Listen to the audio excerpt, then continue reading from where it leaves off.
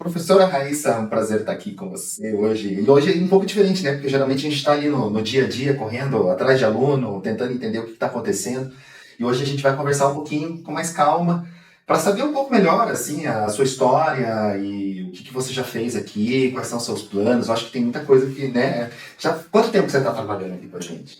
Faz 5 anos que eu trabalho aqui, 5 anos. 3 anos como professora regular, porque eu entrei aqui como estagiária. Ah, isso é legal, Isso bom sim. saber. Começou fazendo estágio, o que que você fazia? Bom, retornando, então eu fiz licenciatura e bacharelado em Química, Certo. e quando eu estava nesse processo de licenciatura, eu comecei a estagiar aqui. Então, eu acompanhava o professor Flávio durante as aulas do Ensino Fundamental 2 e Ensino Médio. Sim. E uma coisa foi levando a outra, eu realmente me apaixonei pela licenciatura, gostei muito de trabalhar aqui, e aí eu fui contratada como professora titular regular. Mas quando você fazia faculdade, você já estava pensando, já era de fato alguma coisa que você queria fazer, ser professora? Ou você ainda estava pensando, de repente eu posso trabalhar como pesquisadora, ou até, de repente, trabalhar na academia, né? Sair da graduação e aí fazer um mestrado, fazer um doutorado, seguir adiante? Ou você já tinha mesmo a ideia de trabalhar com educação básica? Nunca foi a minha primeira opção Não. ser professora, não, até quando eu estava no ensino médio. Não me vinha à cabeça fazer química. Quando você era aluna? Quando eu era aluna. Entendi. Na universidade. E uma coisa foi levando a outra. Eu comecei a licenciatura achando que eu mudaria de curso futuramente para medicina, o que não aconteceu. Sério? Medicina? Sério? Essa eu não sabia. E como eu gostei, realmente é o que eu falo. Entendi. Se eu não gostasse de química, eu teria saído do curso. Entendi. Não foi isso que aconteceu. E aí uma coisa foi levando a outra e me apaixonei, virei professora de fato. Não, com certeza, porque assim, a sensação que eu tenho é que você sempre quis.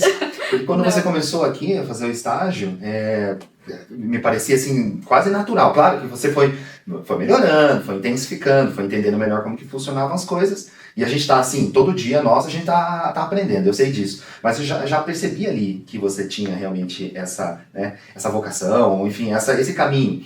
Mas eu não sabia que você tinha a ideia de fazer outro curso. Eu achei que, de repente, química já fosse algo que, né, e dar aula. Tá certo, porque geralmente é o que acontece, assim, a gente tá num curso de licenciatura, mas não tem muita certeza se vai ser esse o caminho, né?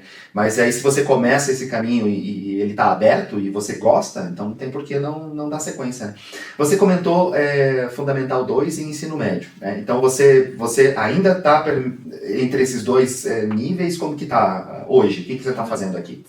Bom, quando eu comecei, eu era professora de Física e Química. Física. Apenas no Ensino Fundamental 2, Sim. Auxiliando ainda no Ensino Médio. Sim. E conforme o tempo foi passando, eu fui largando a Física e ficando apenas com o que eu sou formada, no caso, Sim. Química. Então, hoje em dia, eu sou professora pro 9º ano, 1º e 2º. Então, ainda estou permeando nesses dois níveis. Entendi. E você também, além das aulas de química e também desse acompanhamento que você fazia, ainda faz o acompanhamento junto com o programa do IB, junto com o Flávio, provavelmente, mas você também, além disso, você tem alguma outra atividade dentro da escola na área da educação? O que você também faz? Tá. Então, eu também sou professora orientadora no Ensino Fundamental 2. Faço parte do Centro de Tecnologia Educacional aqui no colégio, Certo. que é exatamente um centro que a gente tenta juntar as duas coisas, o ensino pedagógico com a tecnologia. Então a tecnologia também é algo que você... Bom, você é da geração... Você é nova, uma geração que Sim, de fato vivenciou isso desde quando você era adolescente, né? Com certeza. Então eu imagino que isso para você tem uma certa proximidade maior, assim, né? A tecnologia e o uso da tecnologia dentro da sala de aula, né? É isso que vocês fazem, então, nesse grupo? Exatamente. Entendi. E para além disso, também sou orientadora da iniciação científica, o que é algo que realmente também... Me fale mais sobre isso, isso é importante. Bom, então aqui dentro nós temos o Clube de Iniciação Científica, Certo. que promove inúmeras atividades, Sim. sejam Olimpíadas ou até mesmo o projeto de xadrez. Sim. E de fato a gente quer que os alunos tenham essa vivência, esse conhecimento dentro de áreas que são científicas para além da sala de aula. Conhecimento acadêmico, de Conhecimento produção acadêmico, acadêmica, inclusive, né? exatamente. De produção científica, digamos assim, com a metodologia, inclusive. Isso. Isso é importante porque tá muito ligado à produção do IB, né, quando eles estão no ensino médio, sem dúvida nenhuma. Mas é muito importante, eu sei que isso acontece aqui, de começar isso muito antes, né? Então, lá no Fundamental 1 e principalmente no Fundamental 2, que é quando tem essa formação, né, importante, para que quando eles chegarem no ensino médio já tenham um pouco mais de vivência, né? Então eu imagino que esse clube, para aqueles que aderem, porque os clubes, a gente sabe, eles não são obrigatórios todos eles, claro, para todos os alunos, mas a gente sempre tem um incentivo para que eles possam participar, né? Quer seja da simulação da ONU, quer seja do GINS, né? Do Global Issues Network, ou do TED Talks, ou o mais novo de todos, que é a iniciação científica, que é um dos que mais tem alunos participantes, né? Eu imagino que se a gente tem... Me diga alguns feitos importantes que aconteceram ali nesse clube, que você julga relevantes, assim, que você participou como professora. Então, nós temos diversos alunos que estão sendo premiados nas mais diversas Olimpíadas do Brasil. Então, uma das Olimpíadas que os alunos mais gostam de participar, e realmente a gente tem premiações muito importantes, é a Olimpíada de Tecnologia. Então, todo ano nós temos inúmeros alunos que participam. Sim. E também viajam para a Semana de Imersão Tecnológica em São José dos Campos. Certo. Então, eu considero isso um feito muito importante para os alunos, para nós professores. Então, é realmente um momento que eles conseguem ter essa imersão. Sim. Em algo que eles realmente gostam de fazer, de produzir. Então, basicamente, eles têm como objetivo produzir um aplicativo que tenha a visão de mudar algum dos objetivos para desenvolvimento sustentável da ONU. Da ONU, ou seja, da comunidade de modo geral. Isso tem, mais uma vez, uma ligação com o CAS do IB, que é justamente você fazer alguma contribuição social, alguma contribuição para a sua comunidade, de verdade, de fato, né? Quer seja através da criação de um produto, como pode ser um aplicativo, como algumas Olimpíadas fazem isso, né? Alguns projetos, quer seja como uma contribuição até de ir até um determinado uma escola, um asilo, ou enfim, alguma instituição e participar, né, de alguma atividade ali. Então isso acho que tá muito ligado. E interessante que você comentou o interior de São Paulo, que é onde acontece essa premiação, e a segunda etapa desse evento, é onde tem a Embraer, por exemplo, né? Então, assim, a gente está falando de um lugar que, de fato, as coisas acontecem, né, na tecnologia no Brasil, né? Acho que está muito próximo a isso. Então, os alunos que estão ligados a isso, acho que para eles é uma realização bem... Com certeza. E para você também, imagino eu. Sim. Né? Embraer, ITA. ITA, então, esse ano os alunos também terão a oportunidade de ir. E eles já estão super empolgados, justamente para conhecer esses locais. Mas olha, uma coisa interessante que a gente está falando sobre questões importantes ligadas à formação do aluno, desenvolvimento deles, o seu desenvolvimento como professor e como ser humano também, e sobre o acesso daquilo que a gente tem aqui no Brasil de melhor. ITA, Embraer, ou então a Universidade Federal do Paraná, academia, enfim, aquilo que a gente tem de melhor.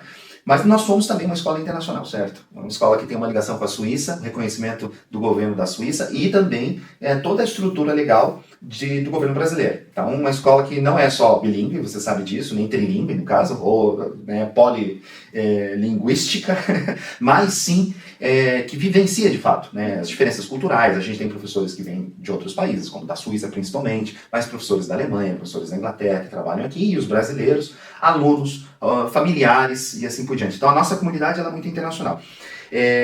Você já tinha pensado em trabalhar numa escola assim, internacional? E essa é a primeira pergunta. A segunda pergunta, que está ligada a isso, se sim ou se não, né? Mas a partir do momento que você veio para cá, qual que era a sua expectativa e como que isso se cumpriu no que diz respeito à internacionalidade da escola? Tá. Não esperava trabalhar numa escola internacional, e até quando eu estava na universidade eu nunca tinha escutado falar sobre o currículo IB. Então, isso é importante. Quando eu cheguei aqui... Quanto tempo faz isso? Desculpa, só para ter uma ideia. 5 anos. 5, 6 anos. Porque, de fato, nesses últimos 5, 6 anos, a quantidade de escolas IB no Brasil assim, foi exponencial, cresceu demais. Então, quando eu cheguei aqui, o primeiro passo foi entender o que é o IB. Entendo. Entender qual é o objetivo de fato, entender toda essa internacionalização e como que os alunos lidam com isso. Porque eu vim de uma escola pública de matérias regulares tradicionais. Como aluna. Tá. Sim. Então, chegar aqui e ver um modo diferente de operação foi muito interessante. E claro, a cada dia eu aprendo uma coisa nova sobre o IB, o que é muito legal estando aqui dentro. Sim. Então, foi uma experiência muito boa.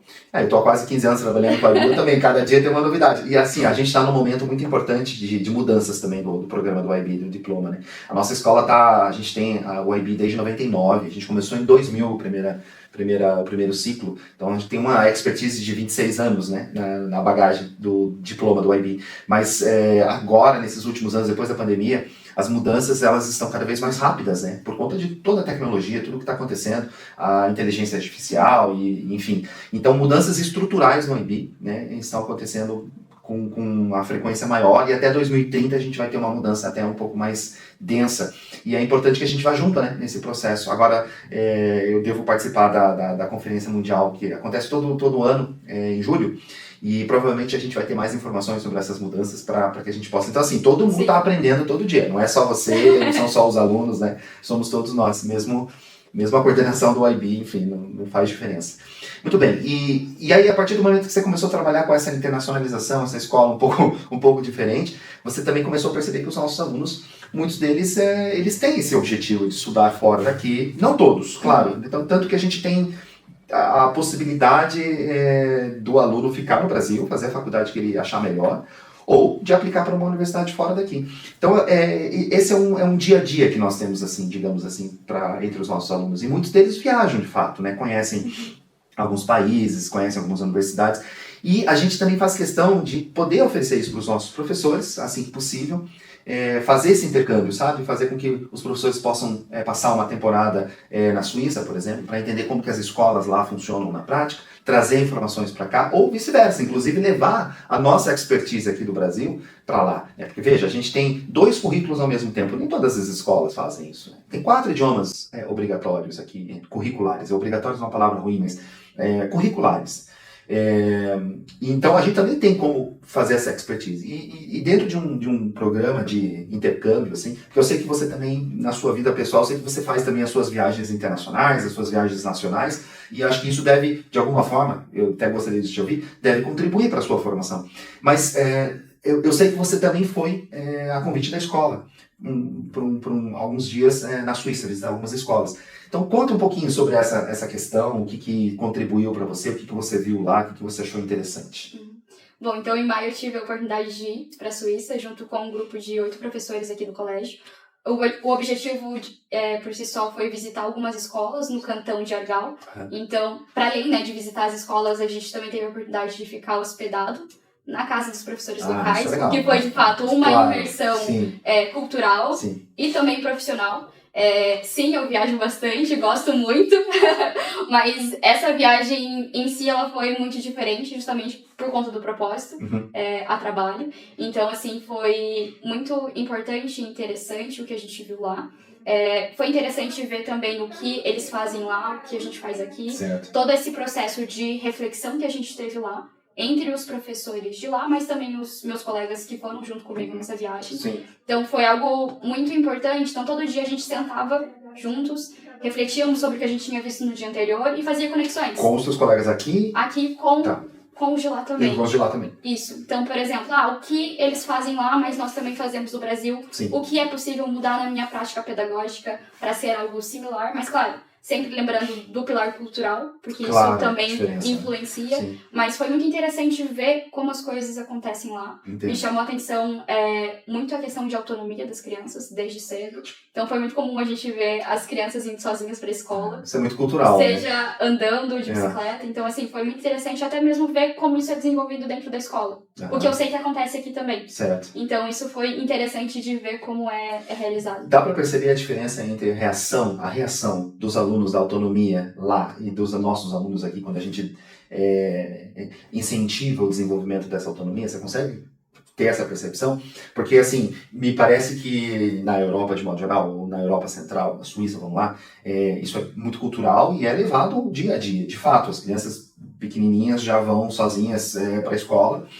Claro que tem um fator segurança, tem um fator proximidade, tem outros fatores também que estão envolvidos. Mas os pais se sentem mais à vontade, digamos assim. Talvez aqui, por várias outras questões, né, de um pouco mais, enfim, mais perigoso, a mobilidade não é tão fácil aqui, digamos assim também. Mas, independente disso, você sente uma diferença entre os alunos, ou nesse tempo que você esteve lá, os alunos de lá e os alunos daqui com relação a essa busca da autonomia? Ou você acha que não? É claro, existem as questões culturais, mas cada um da sua maneira consegue desenvolver essa autonomia, porque a autonomia, de fato, é algo muito importante para a nossa escola aqui, você sabe bem.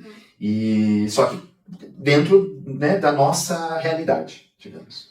Bom, em uma semana eu não consigo te dizer se há ou não uma diferença gritante nesse sentido. Mas o que eu vejo, claro, comparando idades que são semelhantes, que a autonomia é bem parecida. Ah, legal. Então, nós vimos alunos de ensino fundamental 1, fundamental 2, e o que eles estavam fazendo é algo similar com o que os nossos Dentro da alunos escola, fazem as atividades aqui. pedagógicas. Exatamente, claro. Fora da escola, toda essa questão de autonomia, aí sim, a gente daí leva para um outro sentido cultural, que realmente, aí sim é diferente. Mas dentro da escola, muito similar. Então, aulas de self-study, eles sendo autônomos, escolhendo quais disciplinas eles iam fazer, se eles iriam ler um livro, se eles iam jogar, com quem eles iriam fazer, claro, com um professor mediano, mas isso foi bem interessante de ver. Você sabe que isso foi a primeira coisa, quando eu fui a primeira vez também para lá, quase mais de 10 anos atrás, justamente para fazer a mesma coisa que você, o que mais me chamou a atenção foi isso, as estações dentro de uma sala de aula, né, como o curso modelo que a gente tem aqui, o modelo que é do Fundamental 1, dentro da mesma sala de aula você tem mobiliários diferentes, espaços diferentes para que os alunos possam escolher no início da manhã, ou dependendo da situação, o próprio professor determina, mas de qualquer maneira eles têm essa liberdade para buscar onde que eles querem estudar, o que eles querem fazer naquele dia. Você sabe bem também que a gente usa o Wochenplan, né, o plano semanal, que tem um pouco essa relação com a Suíça. Você chegou a ver esse tipo de coisa lá também ou não? Não cheguei a ver. Ou perguntar, conversar sobre... Sim, mas eles utilizam. Então, é claro a metodologia em aula deles, utilizando esse Wochen. A gente teve a oportunidade de ver das mais variadas e diversificadas aulas em diferentes níveis. De diversas matérias. Diversas matérias. Então, eu assisti aulas de alemão, banda, aulas extracurriculares fora de sala. Você deu aula também ou não? O quê? Também? Tive a oportunidade de fazer uma introdução de uma aula de ciências e tive a oportunidade de conversar com os alunos de lá. Então, eles estavam no final do 9º ano, que seria o final do nosso Fundamental 2. E lá o caminho que eles podem seguir após o Fundamental 2 é um pouco diferente daqui do Brasil. Isso. Então, pra gente é natural terminar o Fundamental 2, fazer ensino médio e ir para uma universidade. Isso. E lá eles conseguem escolher diferentes caminhos para chegar, talvez, em um mesmo lugar. E isso é muito natural. Certo. E no 9º ano eles já sabiam me dizer com clareza o que eles queriam fazer no próximo ano. Então, alguns iriam pro ginásio, que é o nosso ensino médio, outros iriam fazer um ensino profissionalizante, outros iam direto pro mercado de trabalho. E todas essas opções são válidas, não são segundas opções. Entendo. Então, isso me chamou muita atenção também. Muito legal, muito legal. A gente teve uma época no Brasil em que o ensino profissionalizante era um pouco mais presente, mais importante, mais forte, digamos. A gente acha que perdeu isso um pouco nos últimos anos, né? Mas existe uma tentativa de retomada, acredito eu. Mas isso realmente é muito comum, né? Na Suíça, na Alemanha, na França, essa forma. Interessante, que isso é bem peculiar, que chamou a atenção. E você acha então que essa experiência contribuiu para que o seu dia a dia aqui também tivesse uma dinâmica diferente? Ou seja, você conseguiu perceber esse benefício, digamos assim? Com certeza. Acredito que toda essa troca de experiência seja com os professores de lá ou até mesmo com os meus colegas daqui. Que às vezes na correria do dia a dia a gente não consegue sentar, discutir, refletir como a gente gostaria. E lá a gente teve esse tempo, justamente para conversar, colocar as ideias na mesa, em prática. Então acredito que eu volto com uma bagagem muito maior do que a que eu fui. E isso é muito importante. Pensando e refletindo no que eu posso mudar na minha prática pedagógica, justamente para melhorar. Acredito que dar aula é sobre isso, sobre repensar, refletir e sempre tentar mudar o que não está dando certo. E é o que normalmente a gente fala para os alunos, né? Tenta refazer. Se não deu certo, vamos fazer de volta. Com certeza. E aprender a lidar com as consequências, com os erros.